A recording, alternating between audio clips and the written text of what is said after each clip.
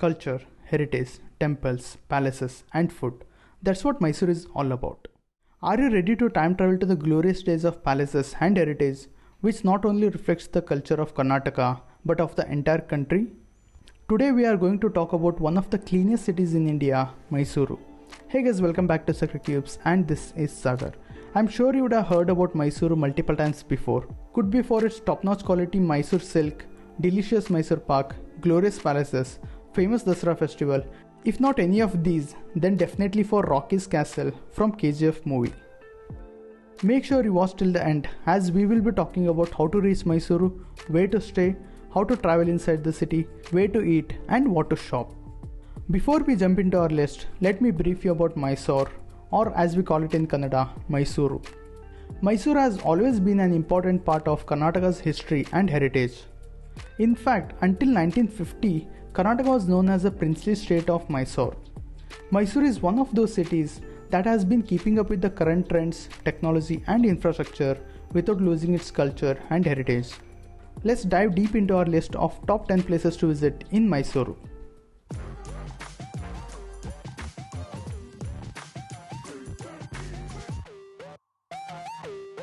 Mysuru is known as the city of palaces, and there are a total of 7 palaces here in the city.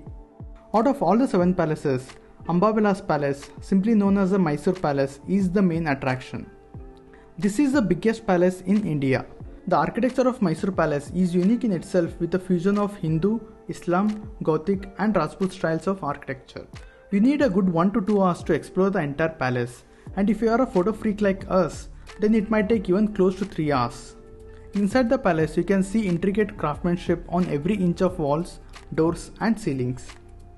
In the entire palace, I loved the General Darbar Hall, which has astounding interiors. There are 42 symmetrical pillars that are the main attraction of this palace. Another beautiful part of the palace is the private Darbar Hall of Maharaja. You can also visit Varaha Temple, which is inside the palace. Another important part of the Mysore Palace is its lightings. There are exactly 97,200 lights installed in the palace. Watching the palace glow in the night is one of the unique experiences not to be missed.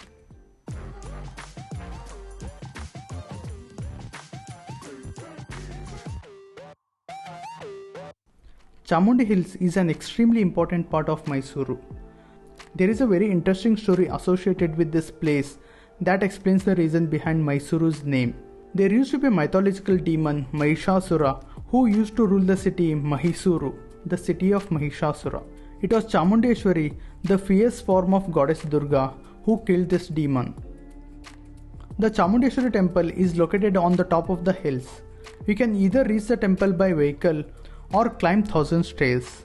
You can also see beautiful Nandi statue en route, but it has been closed to the public due to maintenance. The drive to Chamundi Hills is very scenic. On the way, you can get a bird's eye view of Mysuru city.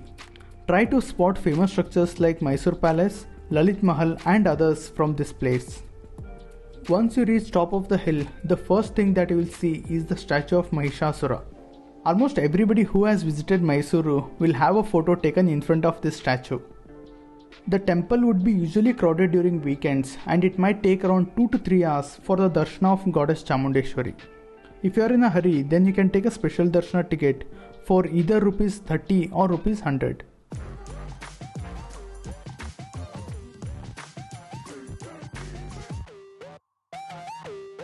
Sri Chamarajendra Zoological Garden, simply known as the Mysore Zoo, is one of the major attractions in Mysuru. This is one of the oldest zoos in India, established by Sri Chamundeshwari Temple. The Mysore Zoo is home to a variety of birds and animals. You will see all kinds of animals, from smallest to the biggest, shortest to the tallest, and cutest to the deadliest.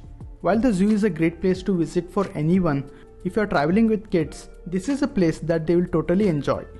The zoo is spread over 157 acres, and you need a good amount of time to explore the entire zoo.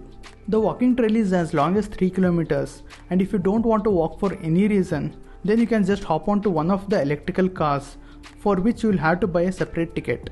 I would highly suggest you to walk and take your time to explore the entire place. Among all the animals in the zoo, rhinos, Asian elephants, giraffes, zebra, leopards, gorilla, tigers, and lions are the main attraction of the zoo.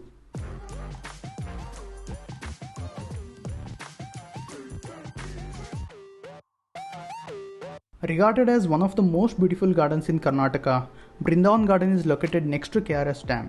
When you are visiting Brindavan Garden, you will come across a bridge from where you can have a great view of the dam gates. Make sure you stop here for 5 to 10 minutes before proceeding. The Brindavan Garden usually gets way too crowded on weekends. The garden is pretty big and you need a good stamina to cover the entire garden. The main attraction of the garden is the musical fountain that happens between 7 pm to 8 pm.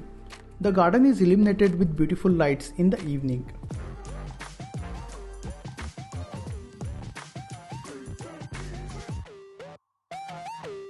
Venu Gopalswami Temple is not like any other temple you would have seen in India.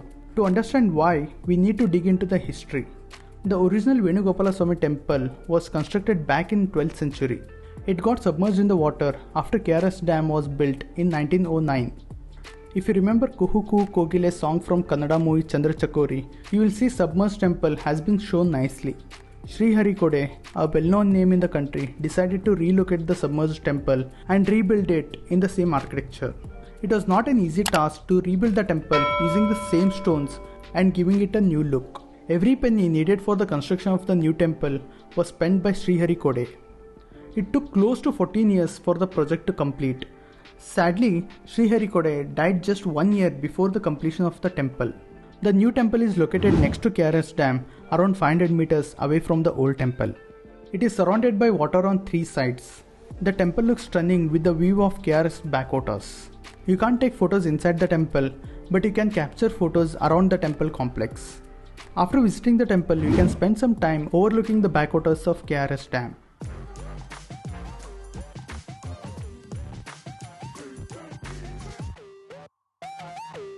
Karanji Lake is a lesser known place in Mysuru. Around this lake is a beautiful park with a wide variety of plants and trees. There are 2 main reasons to visit Karanji Lake. The first one is the boating. Boating in Karanji Lake is one of the most relaxing experiences to have. The second reason is that it has India's biggest walk-through aviary. There are different species of birds in this aviary, among which peacocks are going to catch your attention. After waiting for around 20 to 30 minutes, we were lucky to see the peacock dance. It was mesmerizing to watch it. Especially the white ones look so gorgeous. Without any doubt, this aviary is the main attraction of this park. If you are coming here with the family, then kids are going to love the playing area.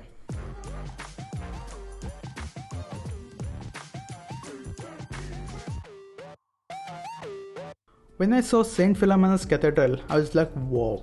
I felt somebody moved a fraction of Europe to Mysore, and I was not wrong. There are only 3 cathedrals in the world which are constructed in this architecture, and this Saint Philomena's Cathedral is one of them. The height of this church is around 175 feet, and the aerial view of the church shows it is in the shape of a holy cross. There will be regular prayers held here at different times. You can spend some time here appreciating the beauty of this place and capturing some creative photos.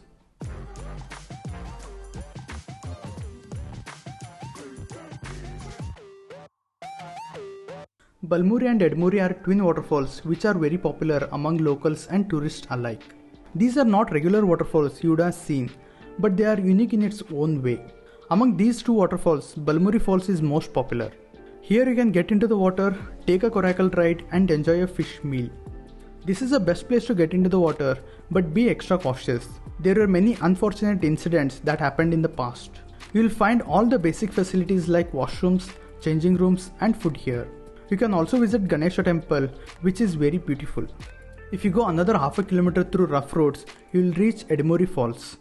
Edmuri Falls is similar to Balmuri Falls but lacks cleanliness and basic facilities. When I visited Edmuri, I didn't get a good vibe. I saw people drinking and playing in the water, which might be a lot uncomfortable if you are with a family.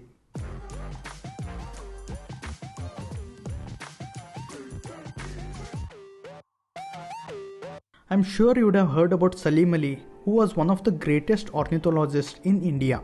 He was such an expert in the field of birds that he was popularly known as the Birdman of India. But why am I talking about him? Well, Salim Ali saw a lot of migratory birds in Ranganathittu and he convinced the king of Mysore to declare Ranganathittu as a bird sanctuary. If you are a bird lover, then this is one of the best places for bird watching. When I was here, I saw so many gigantic birds that I had never seen before. I see a lot of people telling Ranganathittu is not worth the visit. There are 2 main reasons for it. Either they are normal tourists coming here without setting the proper expectation, or they have come here at the wrong time.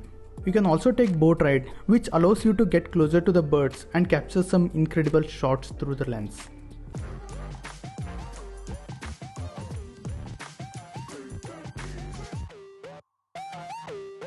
Here comes Rocky's castle from KGF movie, Lalit Mahal. This place has been a shooting spot for many movies, out of which recent blockbuster KGF is one of them. Lalit Mahal is the second biggest palace in Mysuru. This palace has been converted into a luxury hotel, but surprisingly you don't have to pay a luxury price to stay here. I have curated and listed some of the iconic places to stay in the comment section below. Even if you have not booked a stay, you can still visit the palace.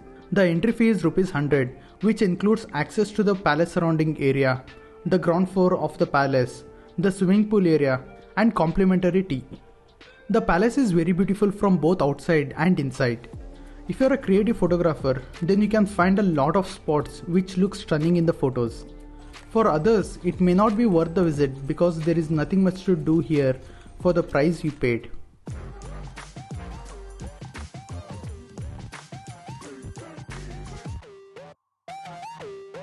There is a much hyped underwater park that has come up recently. It is a great place to see variety of fishes, including some of the gigantic ones.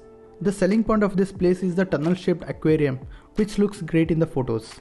I felt entry fee of ₹200 is quite high for what is offered in this place. Apart from this, you can also visit Srirangpatna, Mysore Rail Museum, JRS Water Park, Sand Museum and Jagan Mohan Palace. All three modes of transportations are available to reach Mysuru. Even though Mysore has an airport, there are not many direct flights from major cities in the country. If you don't find a flight from your city, then you can take a flight to Bangalore. There are direct buses from Bangalore airport to Mysuru. Mysore has a good rail connectivity with major cities in India. This is the fastest and the cheapest option to reach Mysuru, especially if you are traveling from Bangalore. There are direct buses from almost all the major cities in South India. Traveling inside the city is quite simple in Mysuru. If you are looking for public transport, then you will get buses to almost all the places that I mentioned in this video. If you are looking for auto or cab, then you can easily book them through Ola, which is quite reliable. The prices are much cheaper as compared to Bangalore. The best way to explore Mysore is on two-wheelers. You can get bike rentals from various service operators. Make sure you book them in advance as they get sold out during weekends. You will be pampered with so many options to eat in Mysuru. You must try dosa at Mailari Hotel. It is one of the most recommended places to eat in Mysuru. The butter dosa here is very delicious. Hotel Mahesh Prasad is yet another legendary place serving authentic South Indian food. If you are a non-vegetarian, don't miss Hotel Triple R, Hotel Anmantu and Tegu Mess. The street food are very popular in Mysuru. I tried dry gobi and egg pizza which were amazing. Mysore is famous for its silk production. Mysore silk is considered among one of the finest silk in the industry. You can buy silk saree from here. You can't go back without the Mysore Pak. You get tasty Mysore Pak at almost all the sweet shops. Mysore is also famous for sandalwood products. You can shop for original sandalwood products. That was my list of top 10 places to visit in Mysuru. If you know any other place that deserves to be on this list, then do let me know in the comment section below. Do subscribe to this channel if you haven't already. If you are looking for best places to visit near Bangalore, then do check out this video on the left. See you in my next video. Until then, keep traveling.